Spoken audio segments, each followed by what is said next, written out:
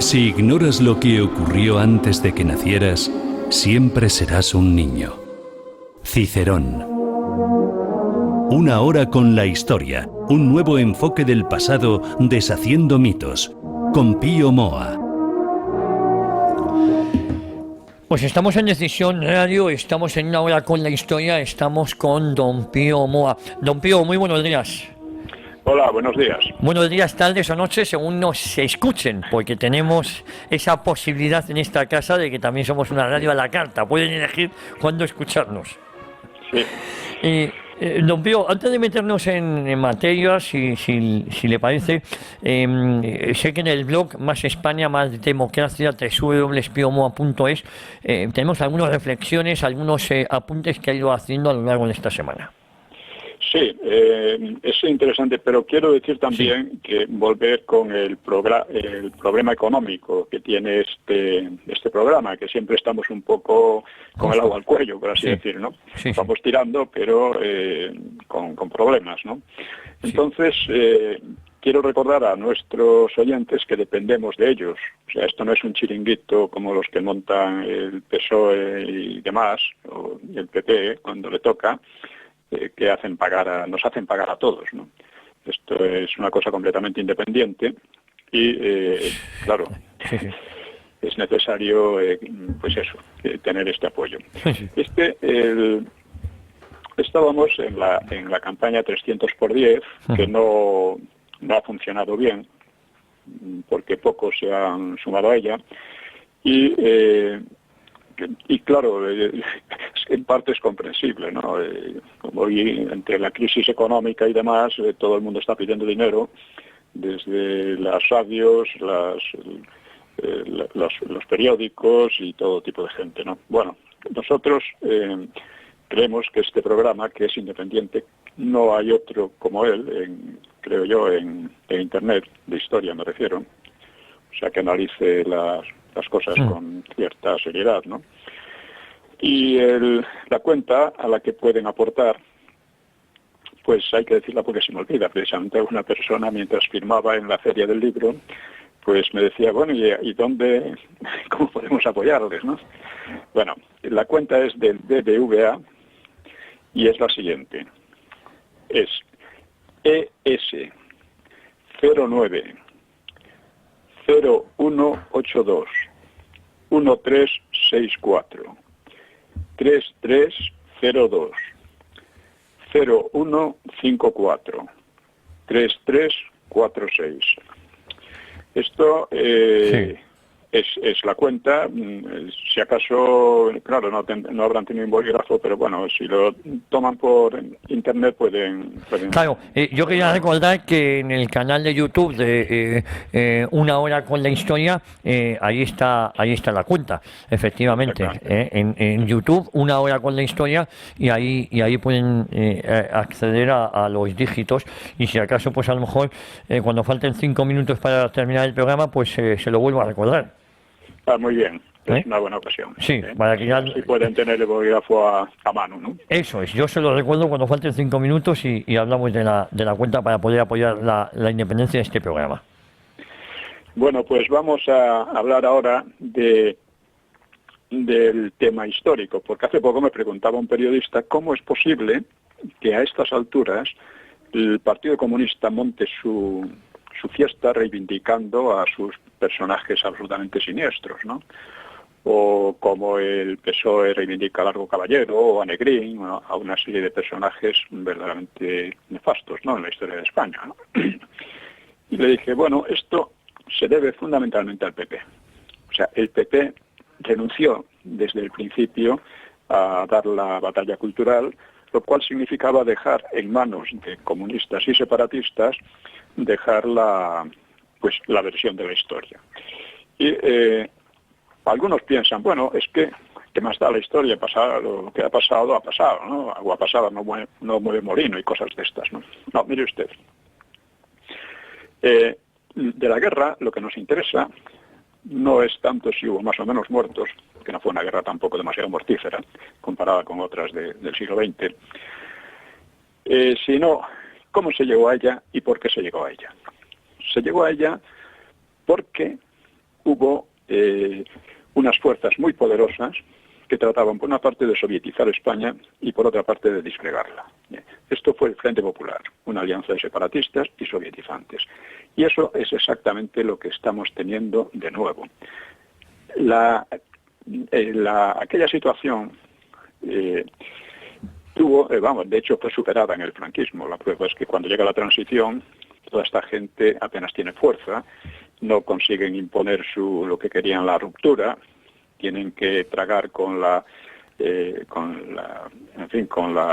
evolución de la ley a la ley, en el referéndum del 76, es decir, a partir de la legitimidad del franquismo. Tienen que tragar con todo esto, pero desde entonces, como el PP, como la derecha en general, ya empezando por la OCDE, renunció a la lucha cultural, pues tuvieron campo amplísimo para volver a soltar y a crear opinión pública y a soltar sus falsedades históricas, lo que llamaba Besteiro el Himalaya de falsedades, ¿no?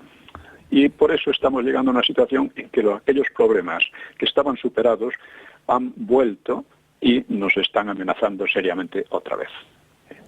Así que esta es la situación. Claro. Le comentaba al periodista que, claro, ahora mismo en la Feria del Libro yo he estado estado firmando mis dos libros últimos, bueno, tres libros últimos. Uno es la Segunda República Española, que es un libro de síntesis sobre lo que fue aquello, además basado en los documentos y en las palabras de los propios republicanos de izquierda, sobre todo, y socialistas, ¿no? También ¿Por qué el Frente Popular perdió la guerra?, que son dos libros que se pueden leer juntos muy bien porque uno sigue al otro, y que expresa, por ejemplo, hasta qué punto se ha llegado a falsificar la historia hablando del bando republicano durante la Guerra Civil. Existió tal bando republicano. Pero el llamado bando republicano fue el que destruyó la República en lo poco o mucho, más bien poco, que tenía de democrática. La hundieron el Frente Popular. El Frente Popular.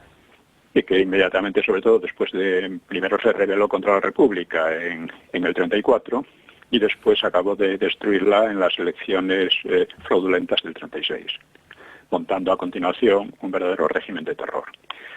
Bueno, esto fue la causa de la guerra y la manera como se llegó a la guerra.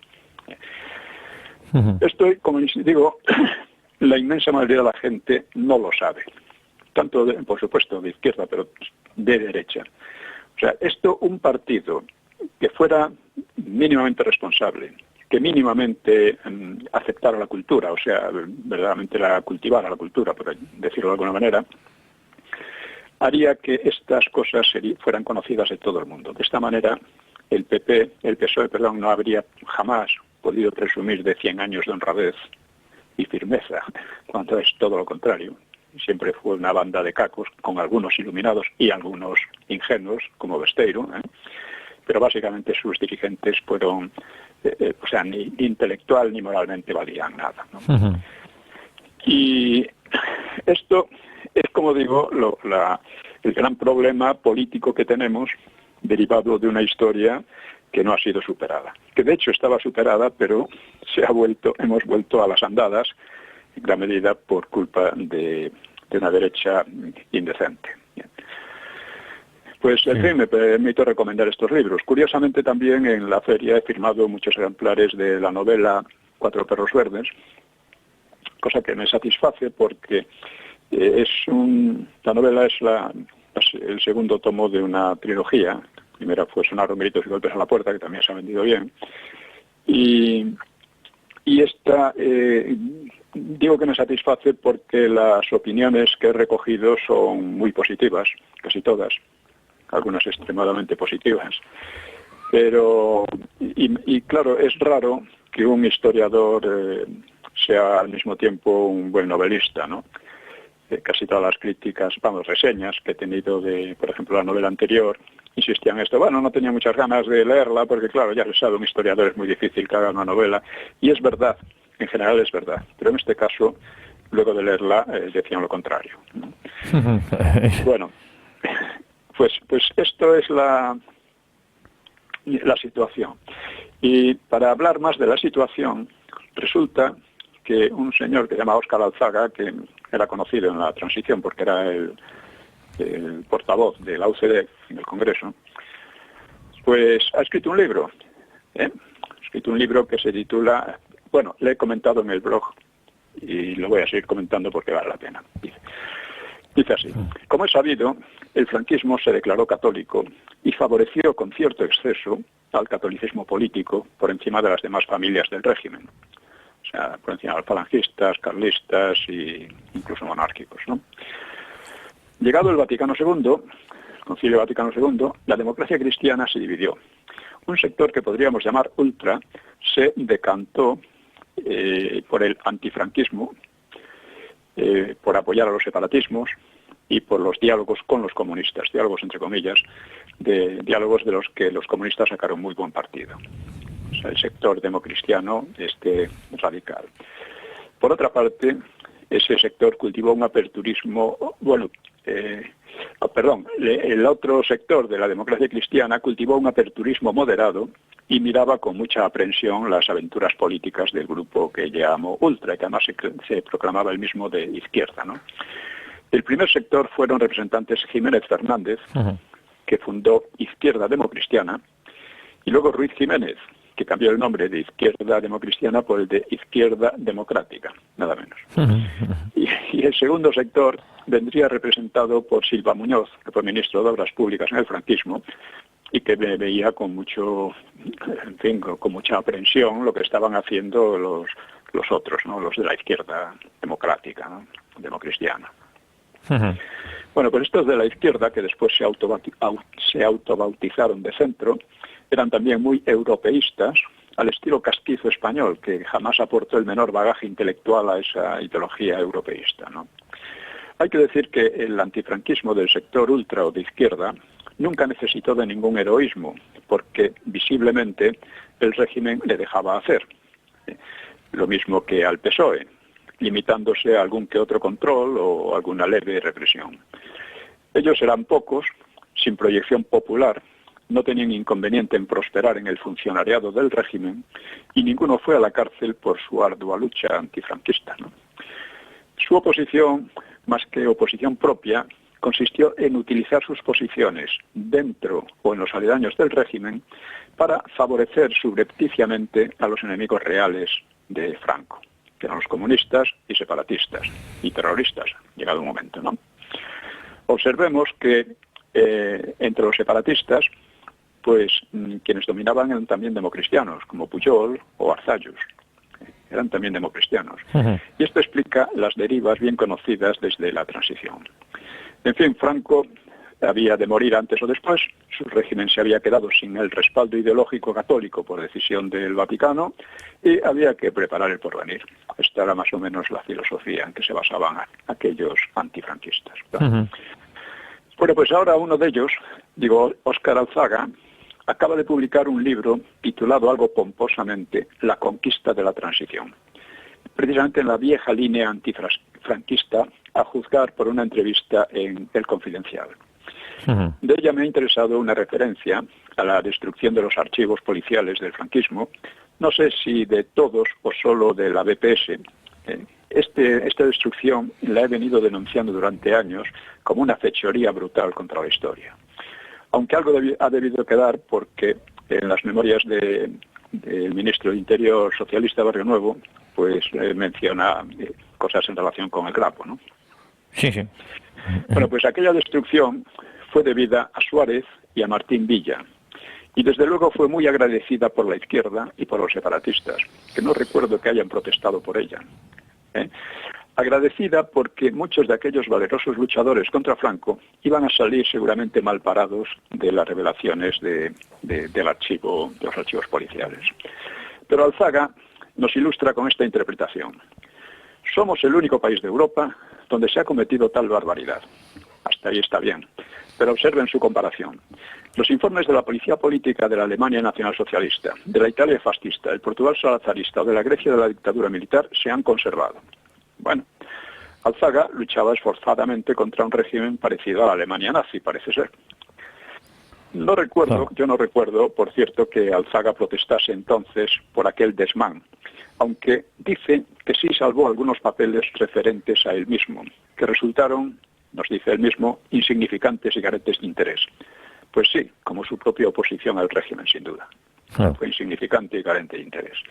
Y aún peor, según él decía, la fechoría se debió a que muchos franquistas quisieron seguir en política durante la nueva democracia y ello solo les pareció factible si se destruían todas las pruebas de cómo habían contribuido a la represión de los que quisimos traer la democracia durante el franquismo.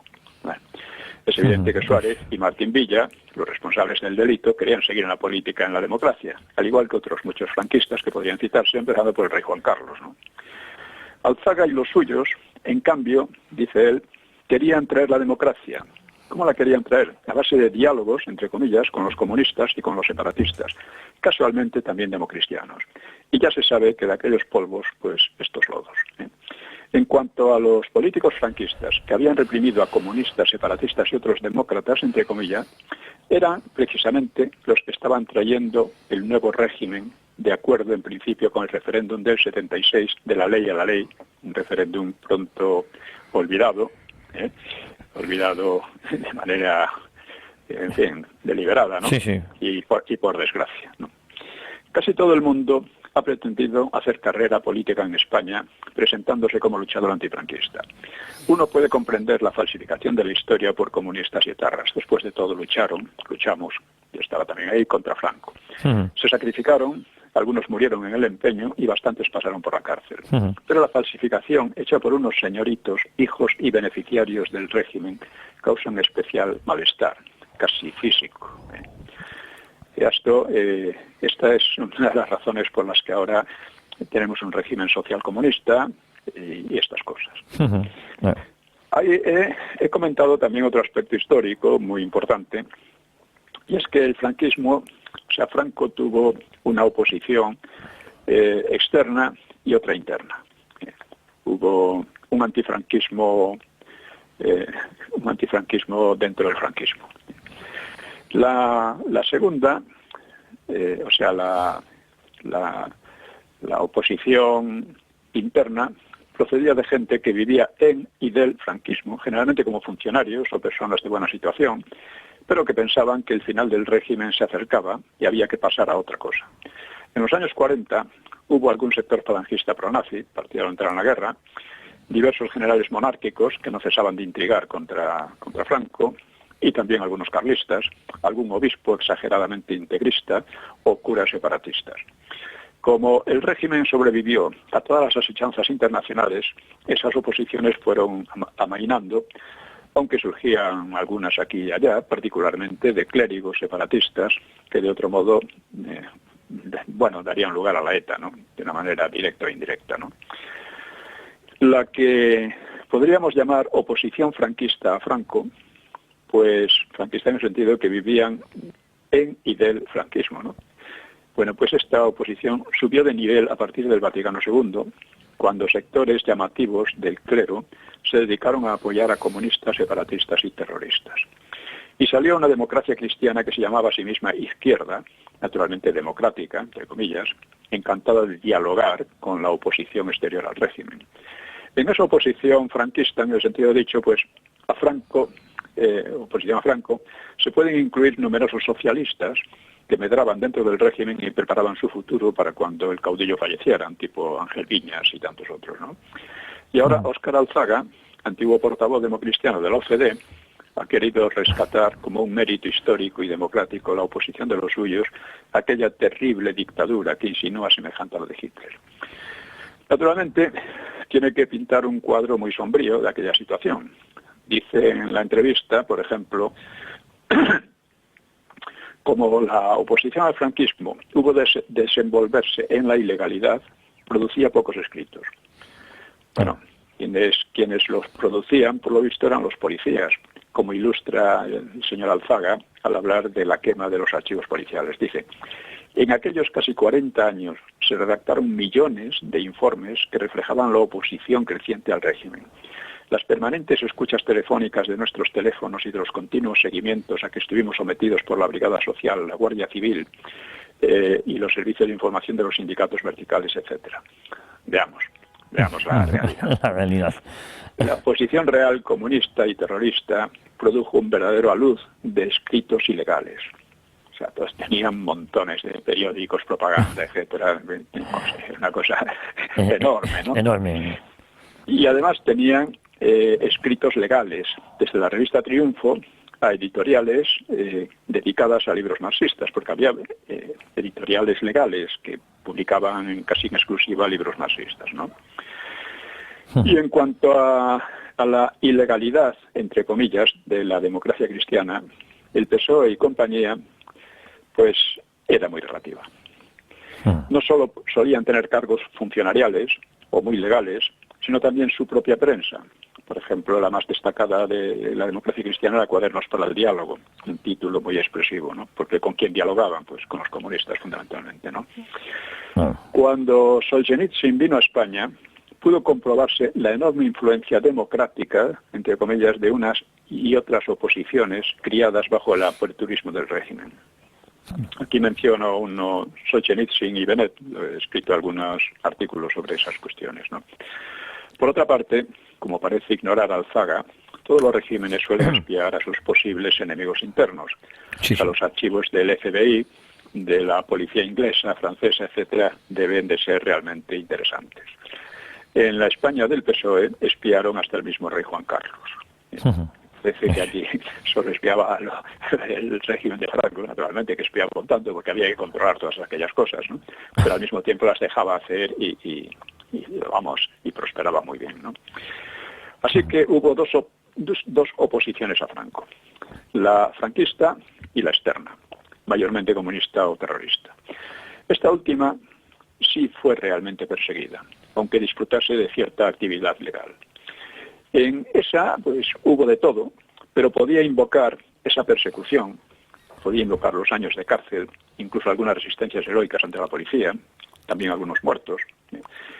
Es claro que, en cambio, la otra oposición no puede invocar lo mismo. Me refiero a la de los Alzaga, Ruiz Jiménez, Viñas, Morodo y tutti quanti, ¿no? Señoritos avispados e intrigantes, salidos o beneficiarios del propio régimen, al que en definitiva parasitaban.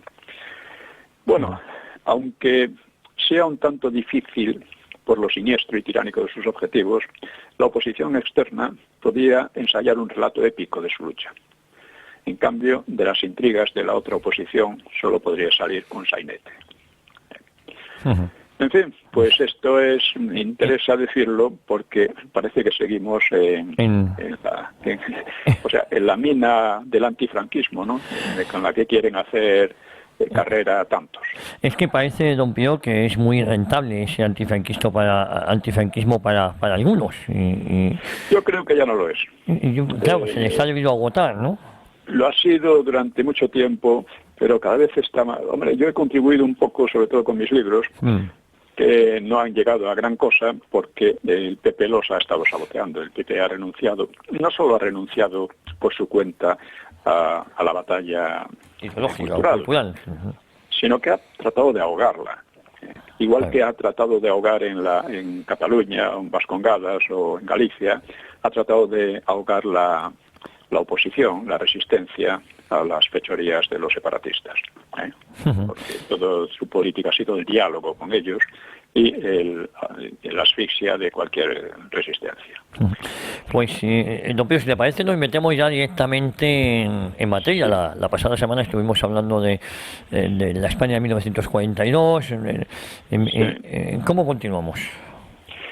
Pues vamos a continuar un poco con habíamos hablado de Stalingrado. De Stalingrado, la batalla. Continuaba la guerra en el exterior.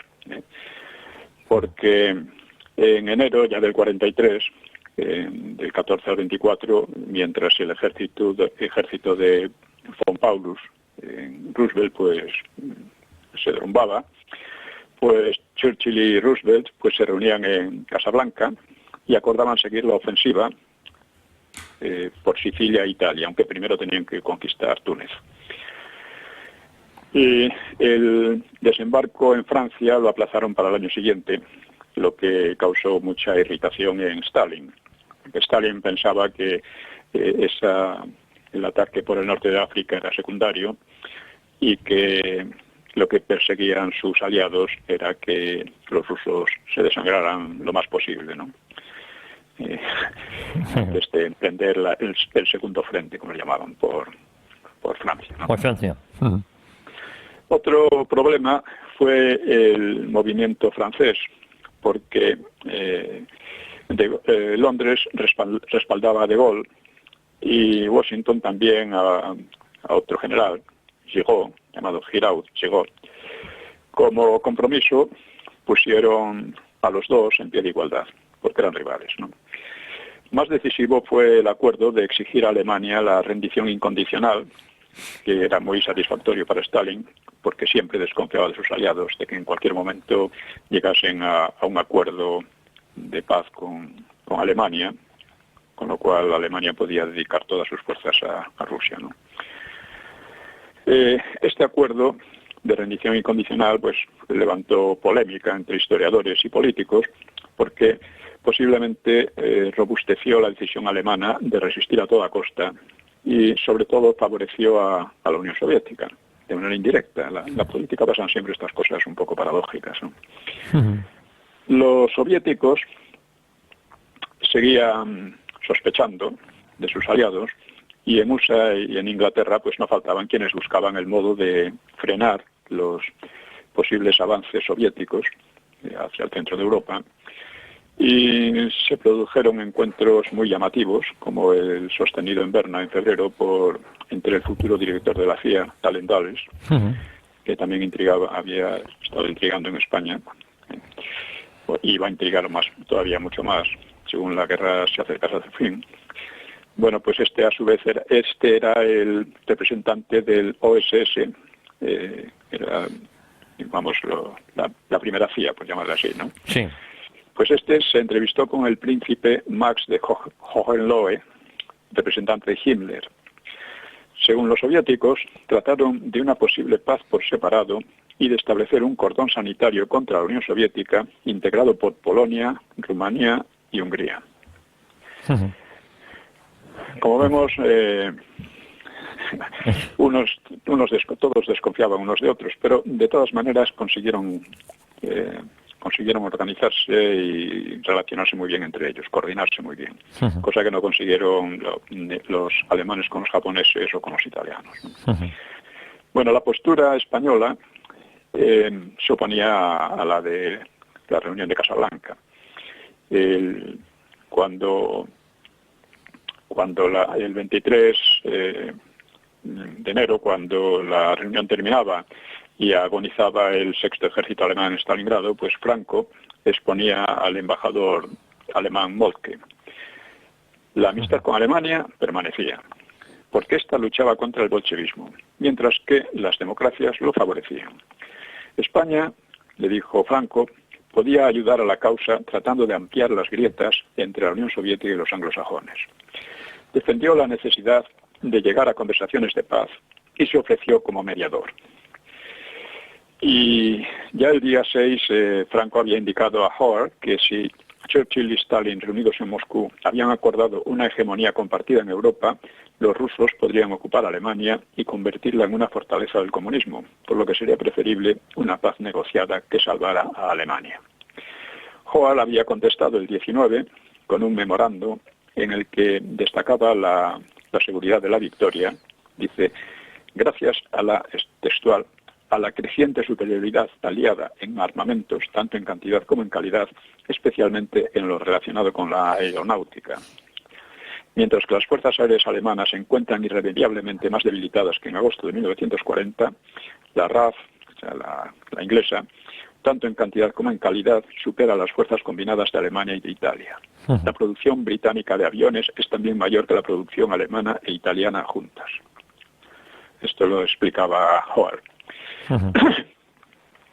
Esta superioridad permitía la campaña de devastación de Alemania, ¿no? Sobre las ciudades alemanas, ¿no? Sin contar con la increíble capacidad productiva de USA. Dice Hoar, 5.500 aparatos al mes.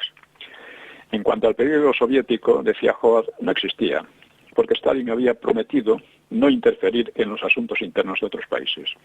No habría zonas de influencia en Europa y Londres y Washington tendrían el máximo poder al llegar la paz. Eran puras ilusiones, ¿no? Claro. Pero bueno, ¿de dónde sacan todas estas cosas? Bueno, pero eran ilusiones y ahí estaban, ¿no? El 21 de febrero, Jordana escribía un memorando a Howard y al cardenal Nayone, que era el secretario de Estado del Vaticano y que era enemigo de Franco, ¿no? Del franquismo.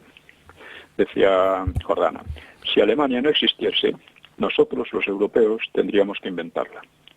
Se refería a que era el muro frente al bolchevismo. A su entender, una Alemania fuerte, aunque derrotada, contendría el comunismo y no podría sustituirla una confederación de lituanos, polacos, checos y rumanos que acabaría rápidamente en una confederación soviética, como efectivamente ocurrió.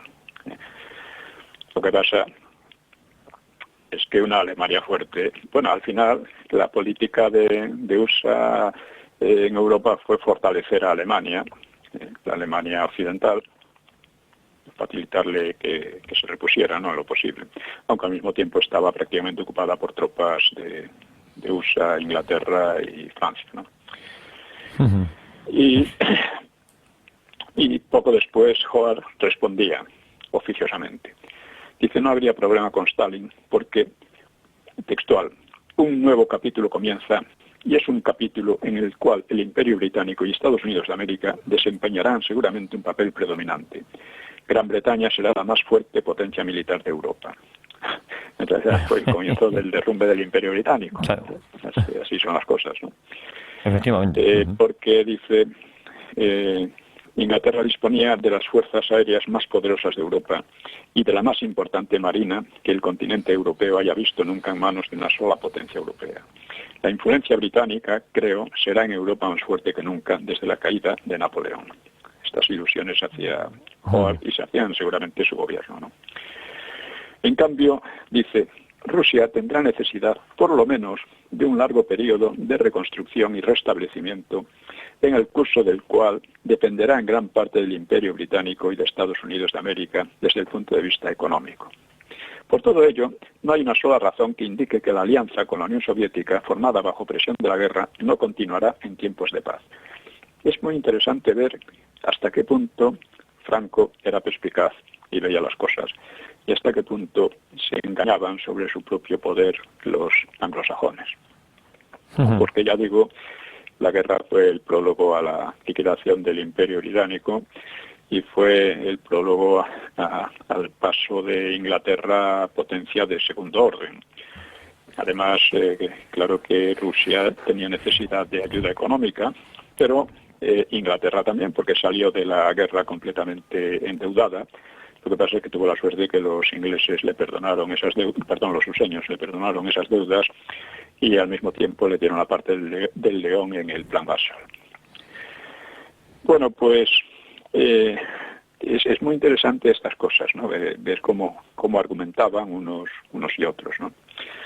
Franco creía que el poderío inglés sería desplazado por el de USA y le desagradaba la perspectiva implícita de que España se convirtiera en un satélite de las potencias anglosajonas en el nuevo orden esbozado. O sea, el nuevo orden hitleriano pues probablemente habría satelizado España a Alemania, pero el nuevo orden pretendía satelizar España a los anglosajones, ¿no? Pero sobre todo le preocupaban las posibilidades y planes soviéticos después de Stalingrado. Y así se lo expuso al embajador alemán, Moltke. Así por eso abogó por una mediación. Pero Moltke, que conocía las ideas de Hitler, pues encontró inviable el plan de mediación entre los anglosajones y Alemania, ¿no? Porque Hitler pensaba que solo la victoria podría traer la paz, en lo que coincidía, aunque al revés, con los anglosajones. No por eso cesó Franco en sus gestiones, ordenó al embajador ante el Vaticano, que se llamaba Domingo Bárcenas, pues hacer allí gestiones con ese fin, y también propuso la idea a Suecia y Suiza, que prefirieron inhibirse. Franco trataba de pesar en la guerra ante todo para impedir la expansión de la Unión Soviética. Pero la guerra tenía su propia dinámica y ni Hitler ni los aliados estaban dispuestos a ir por esa vía. Aunque hubo algunas, como hemos visto, algunas, digamos, discusiones o encuentros de manera oscura, ¿no? Ujú. Como el que hemos mencionado de Dallendales, ¿no?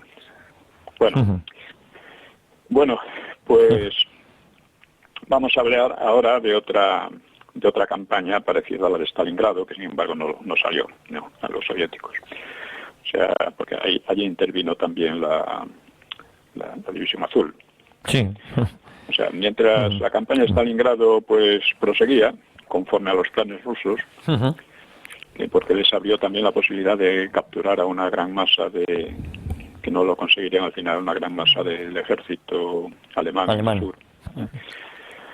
Pues Zhukov desataba la llamada Operación Iskra. Iskra significa chispa, que era el nombre de un célebre periódico de Lenin. Fue su instrumento para impulsar el bolchevismo 43 años antes, ¿no? La Operación Iskra tenía que liberar a Leningrado.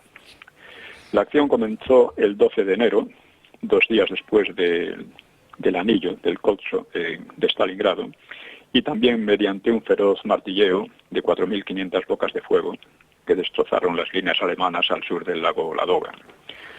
4 días después, el frente alemán estaba a punto de hundirse. La División Azul, que ahora estaba mandada por Esteban Infantes, porque había sido relevado Muñoz Grandes, como vimos, pues participó en los enconadísimos choques que se dieron, ¿no? Cubriendo un sector demasiado largo frente a la población industrial de Kolpino, al sur de Leningrado, ¿no? Al segundo batallón, mandado por el capitán Patiño, pues le tocó lo más duro de la lucha.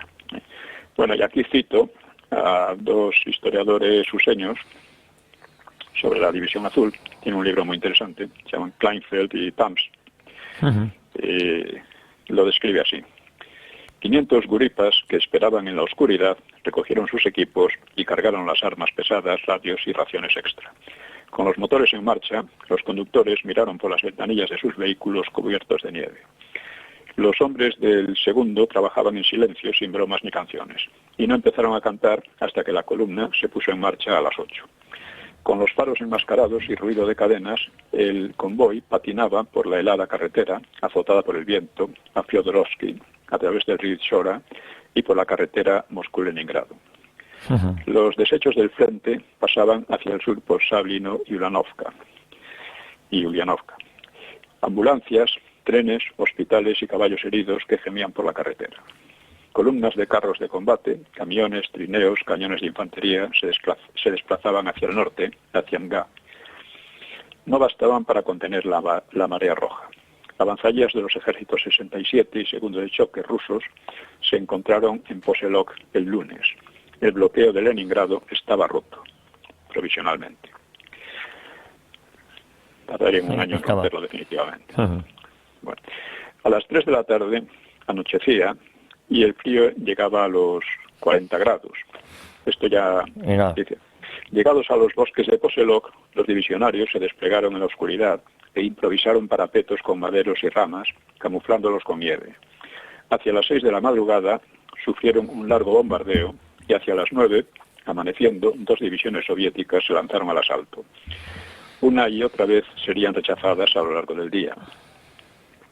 El capitán Masip observaba movimiento entre los abetos y los pinos. Un regimiento salió a terreno descubierto. Los habituales gritos de hurra, hurra, hurra, claro. Sí. Es un grito de guerra que yo creo que de origen indoeuropeo. Indoeuropeo, sí. Porque existe en muchos idiomas. En muchos, eso es. Sí. En inglés, hooray, en español, hurra, etcétera, ¿no? Bueno, pues los habituales hacían eco en el helado vallecito. Masip dio la orden de fuego. Se apilaban los cadáveres ante el frágil frente español. Un ametrallador se desplomó como un fardo. Masip retiró el cuerpo, se sentó en el sillín de la máquina y abrió fuego. Una bala le alcanzó en el ojo izquierdo. Se echó para atrás y reanudó el tiroteo mientras una sangrienta pulpa se deslizaba por su mejilla y se helaba. Un sanitario le vendó la cara y Masip siguió disparando, pero otra bala le alcanzó en la pierna derecha. No pudiendo ya andar, se arrastró por la castigada línea. La segunda sección había desaparecido, perdona, había desaparecido volada en pedazos. Abraim y Casas habían muerto. 5 de los 6 ametralladores alemanes estaban rígidos e inmóviles. Masip trataba de taponar las brechas en la línea, volviendo a emplazar las piezas que quedaban. La avanzadilla soviética estaba solo a 20 metros de distancia. Poniéndose dolorosamente en pie, Masip sacó la aguja de su última granada y murió en el momento de lanzarla. Una ráfaga le cogió de lleno. Hasta el 30 de enero, el batallón tendría 418 bajas, 124 de ellas mortales. Pero las líneas finalmente aguantaron. Este fue uno de los momentos del ataque, ¿no? Pero todavía sería más furioso el combate en Krasnivor, que era en el extremo del sector español. Porque desde allí se percibía en la cercana Kolpino el trasiego de armas y tropas. Los rusos preparaban un golpe tremendo. Los desertores prisioneros también informaban de él. La noche llega a las reservas del batallón de reserva móvil. Sobrecoge el silencio. Y el capitán Miranda, siendo plenamente consciente de la situación, recuerda al capitán Oroquieta, tuvo la feliz iniciativa de rogar al padre Pumariño que oficiase una misa en el búnker de mi compañía para que así asistiera el mayor número posible de voluntarios. La comunión puso una paz total en nuestro espíritu, confortándonos para todo aquello que pudiera sobrevenir. Alfredo Miranda, un capitán campechano y audaz, advirtió al pater que probablemente ninguno sobreviviría. Esto estoy citando del libro ¿no? Que lo pone de una manera muy, muy vívida, ¿no? Y probablemente bastante acorde con la realidad. Sí, sí. Miranda se enderezó y sonrió, subió las escaleras y marchó a la segunda compañía del Zurrum, a la izquierda. Oroquieta volvió a sentarse y en ese momento un centinela llamó a la puerta. «Ruidos, mi capitán». Echó a correr el oficial hacia la fría oscuridad y oyó paladas, martillazos y voces de mando rusas. Preparaban los emplazamientos para la nueva artillería. Luego un sonido distinto, el fuerte rugido de motores de carros de combate a distancia. Los motores funcionarían toda la noche por temor a que la helada les impidiera arrancar por la mañana. Palacios envió a buscar a los 3 jefes de la sección de la 5ª compañía.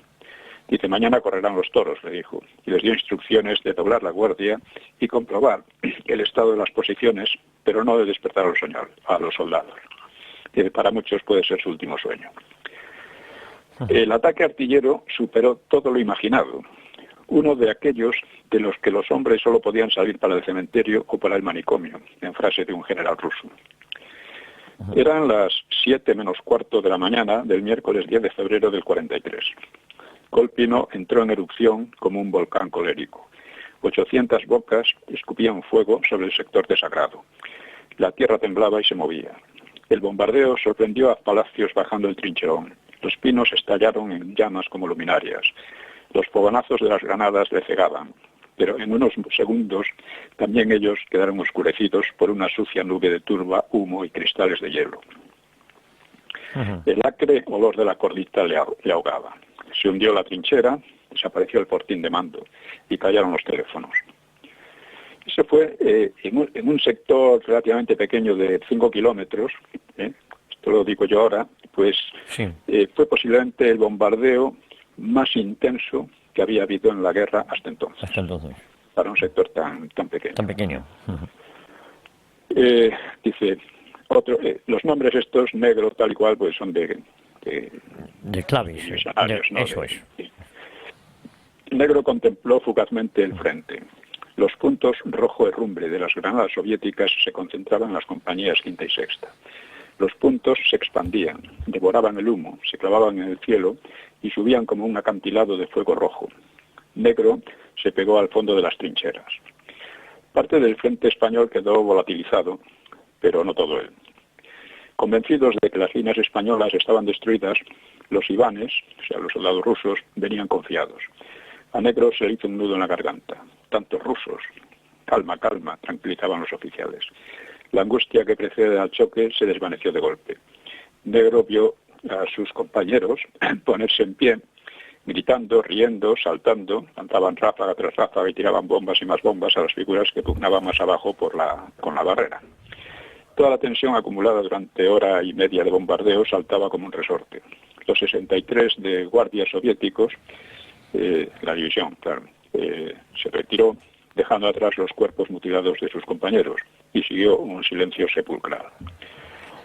Sí. Bueno, esto es como lo narran estos historiadores ruseños, que yo creo que le dan un toque así muy vívido, y además un poco responde a lo que debían estar viendo y viviendo allí la gente, ¿no? De un lado y del otro, ¿no?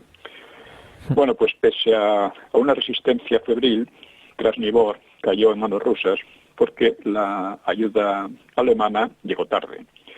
Los rusos llegó tarde, muchos, claro, les acusaban a los alemanes de no haber ayudado como era debido, pero en parte era porque cuando se lanza una ofensiva siempre hay operaciones de distracción para disimular la línea más fuerte, ¿no?, de ataque, ¿no? Y entonces, claro, el general alemán tenía que estar pendiente a ver si esto va a ser una distracción para que concentremos ahí la fuerza y nos atacan por otro lado, ¿no? Esto, en fin, son cosas típicas de la guerra, ¿no? De hecho, los rusos podrían haber avanzado mucho más, porque, claro, los españoles estaban agotados, pero se detuvieron debido a sus pérdidas extraordinariamente altas, entre 7.000 y 9.000 hombres muertos, según estimaciones alemanas, aparte de numerosos tanques, hasta el punto de que los prisioneros de la división fueron interrogados por los rusos acerca de una supuesta arma secreta que explicaría la efectividad. La efectividad de lo que estaba pasando. Los españoles. En menos de 24 horas la división tuvo 1.125 muertos, 1.036 heridos y 91 desaparecidos, además de 300 prisioneros que los habían cogido porque se les habían agotado las municiones, ¿no? Las pérdidas más fuertes, con diferencia de las que habían tenido en una sola batalla hasta entonces, la división. En conjunto fue una victoria, porque en combinación con las defensas alemanas, pues quedó desbaratada la ambiciosa ofensiva soviética. La ofensiva soviética quería imitar un poco a la de Stalingrado, rompiendo por la zona alemana por un lado, o por la zona española por un lado, y por otra desde el sur, desde el río Volkhov. Podemos hacernos, en fin, en un mapa ver un poco la situación para entenderlo. Esto cogería en una tenaza a gran parte del ejército alemán desplegado en el norte, ¿no? Y de haber tenido éxito habría sido algo parecido a Stalingrado, realmente. El problema también que tenían los soviéticos es que la zona no es como la de Stalingrado, es decir, no era zona de estepas y llanuras así sin nada, es una zona de bosques muy espesos y de pantanos, ¿no? Y eso hace que los tanques y las tropas en general solo puedan avanzar por unas zonas muy estrechas, caminos, carreteras, etcétera, y claro, allí es fácil esperarlos y realmente no se pueden hacer esas grandes maniobras que habían sido tradicionales en el centro y el sur de Rusia, ¿no? Pues en marzo seguiría un tercer combate muy furioso por la posesión de la ribera oeste de Lichora. Lichora era un afluente del Neva o Niva, que es el Neva es el gran río de Leningrado. Y pese a constantes ataques soviéticos y a las muchas bajas, pues la división mantuvo sus posiciones. Así que la ofensiva, diseñada por Zhukov, muy parecida a la de Stalingrado, solo había logrado una parte de su objetivo, una parte menor. Una parte pequeña. Sí, claro. Quería destruir el cerco alemán, ¿no?, y capturar a gran parte del ejército, ¿no? Pero las líneas de cerco, pues, alemán retrocedieron, pero no fueron arrolladas, ¿no?, como Stalingrado, ¿no? Y en el sur ocurrió algo semejante. La batalla de Stalingrado pudo haber tenido consecuencias mucho más dramáticas para el ejército alemán. Pero este consiguió retirar sus fuerzas del Cáucaso en el último momento, y no obstante lo cual, claro, la ofensiva soviética prosiguió, abriendo un gran entrante con centro en Kursk, que fue recobrado por los soviéticos el 7 de febrero. Kharkov lo recobraron los soviéticos el día 16 y desde allí el ataque. Tenemos que hacernos una idea estamos hablando de Ucrania. Sí. Nos quedan 7 minutos. Bueno, pues termino ya con esto, ¿no? Sí.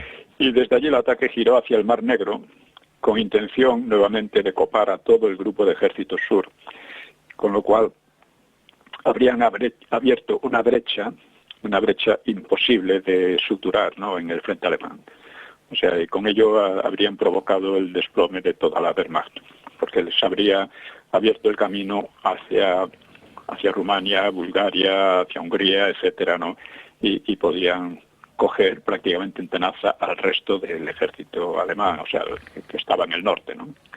Aislar incluso a que estaba en Leningrado. Sin embargo, en reacción de Manstein, el general Manstein, el mariscal, fue probablemente el estratega más destacado alemán de aquella época, ¿no? Pues reaccionó y volvió a empujar a los soviéticos más allá del Dnieper, recuperó Kharkov y Bielgorod. O sea, recuperó gran parte de las ganancias soviéticas después de Stalingrado, ¿no? Y en Túnez, pues las tropas alemanas habían infligido desde diciembre una sucesión de descalabros a las fuerzas combinadas de useñas, británicas y francesas, que culminaron a mediados de febrero en el paso de Caserine. Los alemanes, dice, quedaron pasmados ante la cantidad y calidad del equipo useño capturado más o menos intacto. Claro, era una visión deprimente por el contraste con las penurias propias, ¿no?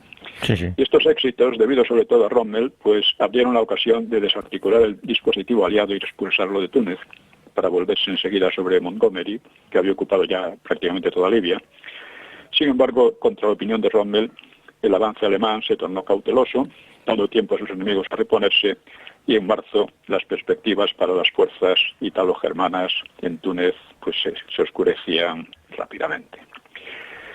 Bueno, pues con eso entramos hemos entrado en otra etapa de la guerra, en la cual participaron los españoles, curiosamente no, fue la División Azul, por parte de la política de Franco.